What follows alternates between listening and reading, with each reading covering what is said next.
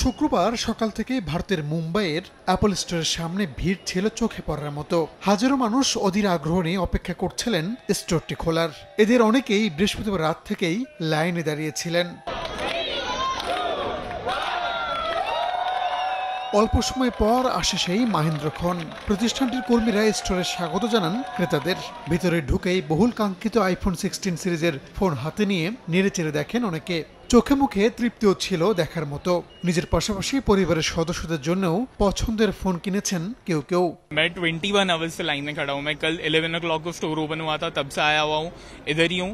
और उसके बाद अभी मैं फर्स्ट एंटर होऊंगा स्टोर में। मैंने 5 मोबाइल लिया है, कुछ बीवी के लिए है और बच्चों के लिए। ভারতীয় গণমাধ্যমগুলো বলছে মুম্বাইয়ের পাশাপাশি দিল্লির অ্যাপল স্টোরেও একই রকম ভিড় ছিল। দেশটিতে নতুন আইফোন 16 সিরিজের ফোনের দাম শুরু হয়েছে ৭৯,৯০০ রুপিতে, আর প্রো মডেলের দাম শুরু ১,১৯,৯০০ রুপিতে। ভারত ছাড়াও শুক্রবার থেকে বিশ্বের অন্তত ৬০টি দেশে একযোগে পাওয়া যাচ্ছে আইফোন সিরিজের নতুন ফোন। চীনে হুয়াওয়ের ফোনের সঙ্গে আইফোন 16-এর হাড্ডাহাড্ডির একটা সংখ্যা থাকলেও স্টোরগুলোতে ক্রেতাদের উপচে পড়া ভিড় দেখা গেছে। সবাই ছুটছেন নতুন ফিচারের ফোনটি সংগ্রহ করতে। আইফোন 16 ও 16 প্লাসে রয়েছে বায়োনিক A18 চিপ, আর প্রো মডেল থাকছে বায়োনিক A18 প্রো চিপ। সময়ের সঙ্গে তাল মিলিয়ে থাকছে কৃত্রিম বুদ্ধিমত্তাও।